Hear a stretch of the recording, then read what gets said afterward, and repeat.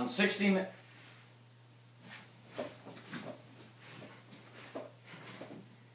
Tonight, on 60 Minutes, we travel to a distant land, but not very far from us.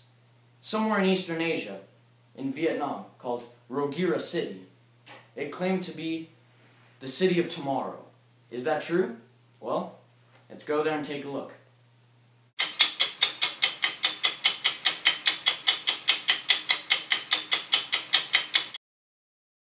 Roguira, a city in Vietnam, about 115 years old, population 7 million, the city of tomorrow.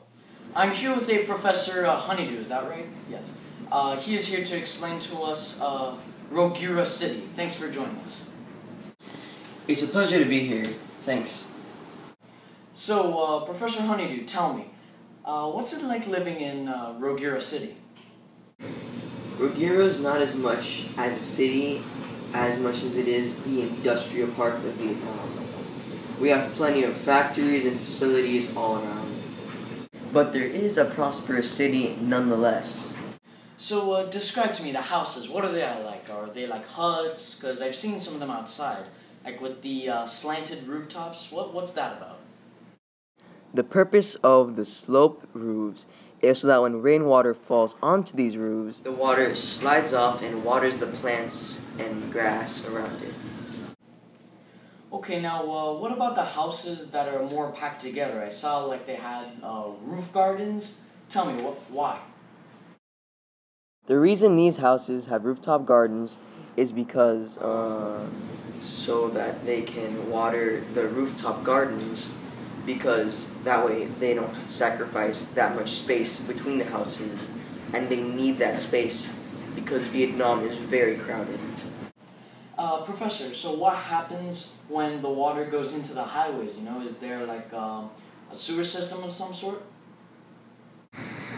The water that falls off the roofs and goes into the streets empties out into our city's sewer system. Here, large particles in the water are taken out, and the water is now put into cleaning facilities. The now purified water enters and is collected in the water silos. Then, Professor, what happens after that? The now purified water is pumped through these tubes and is brought back to the houses where the water was first collected. Okay, then what about your river that's right next to the city? I saw there was like a cylinder in there. Is that like for energy, or does that have to do with purifying the water? Here is the water turbine, which is placed in the river Wanahakalugi. As the river flows, the water turbine starts to spin and creates friction. Now, a small engine in the water turbine changes this friction into electricity, which we use for our city.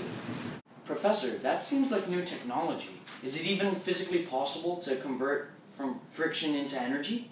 Yes, actually, it is possible. You see, well, let me just explain it to you. The science is... We're sorry, but the following information is classified and cannot be aired on social broadcast. Please stand by. Well, Professor, that's actually very interesting. And this is new. It's never been done before, right? Yes, that's right. Do you have any other means of getting energy? Here is our city's energy collecting facility. Here, we gain electricity by using wind turbines and geothermal conductors and solar panels, because we try to use as much green power as we can to power this city. Well, that's just about all the time we have. Thank you once again, Professor Honeydew. No problem. My pleasure. Well, there you have it. A little city in Vietnam has now turned into a big deal. I'm Slim Shady. Thanks for watching 60 Minutes, where we discover the truth behind the facts.